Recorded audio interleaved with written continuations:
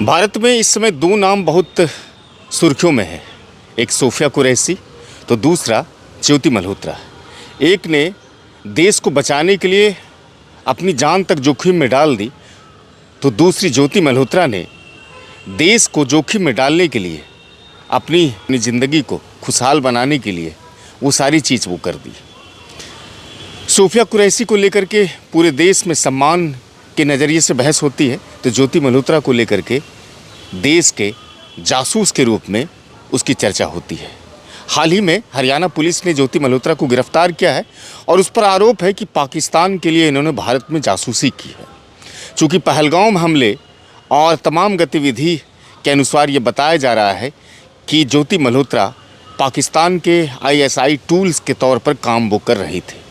जिस तरह से उसके YouTube वीडियो को फ़िलहाल भारत सरकार और जांच एजेंसी देख रही है, इससे यह स्पष्ट हो चुका है कि कहीं न कहीं ज्योति मल्होत्रा पाकिस्तान के लिए एक लंबे वक्त से काम कर रही थी। और इसलिए चर्चा तेज हो गई कि मामूली सब्सक्रिप्शन रखने वाली ज्योति मल्होत्रा, जो कि YouTube चैनल पर ट्रैवल ऑफ जो के नाम से उसका प्रसिद्ध है, महज 4 लाख के करीब उसका सब्सक्रिप्शन है। उस आधार पर अगर देखा जाए तो भारत में लगभग हज़ारों नहीं लाखों ऐसे यूट्यूबर हैं, इन्फ्लुएंसर्स हैं जिसकी सब्सक्रिप्शन 4 लाख के करीब है। लेकिन इसकी आमदनी भी इतनी तगड़ी नहीं हो सकती जिस तरह से वो ज्योति मल्होत्रा अपनी ज़िंदगी गुजारती है। इंडोनेशिया और तमाम देशों का वो भ्रमण कर चुकी है और करने के बाद ये तमाम तरह की चीज़ें अब सामने आएगी। लेकिन एक सवाल ये है कि ज्योति मल्होत्रा आखिर कैसे भारत के खुफिया जानकारी को पाकिस्तान दे पाई।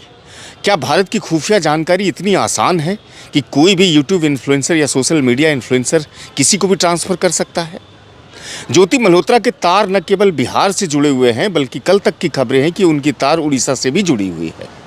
ज्योति मल्होत्रा बिहार के जो सुप्रसिद्ध धार्मिक स्थल हैं, सुल्तानगंज अजगैबी नाथ, वहाँ पर वो आई थी 2 मरतबा और वहाँ पर भी उन्होंने कंटेंट को क्रिएट किया था। उसी के आधार पर अब भागलपुर पुलिस भी पूरी तरह से सतर्क है और तमाम तरह की गतिविधियों पर नज़र बनाए हुए है। कल भागलपुर के सीनियर SSP हृदयकांत साहब का भी बयान आ चुका है। वो लगातार सिक्योरिटी ऑडिट कर रहे हैं। हालांकि कुछ सोशल मीडिया चैनलों पर ये बातें भी चली कि यहाँ सुल्तानगंज के कोई विजय होटल है, उसमें वो ठहरी थी, नाथनगर के किसी यूट्यूबर से उनका संपर्क था। लेकिन ये तमाम जानकारी आधिकारिक नहीं है।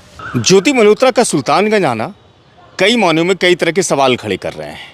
चूँकि बिहार की सीमा बांग्लादेश से भी लगती है और नेपाल से भी लगती है और दोनों ही सीमाएं लगभग ओपन है।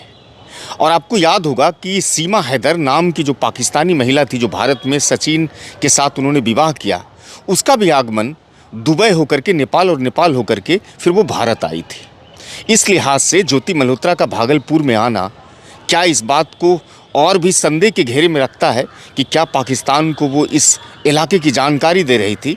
अब चूँकि ज्योति मल्होत्रा हरियाणा पुलिस के गिरफ्त में है और ये पूरे देश को इस बात की प्रतीक्षा है कि जानकारी किस तरह से छन करके सामने आती है। लेकिन इस समय ये सबकी जुबान पर है कि ज्योति मल्होत्रा ने आखिर गद्दारी देश के साथ क्यों की।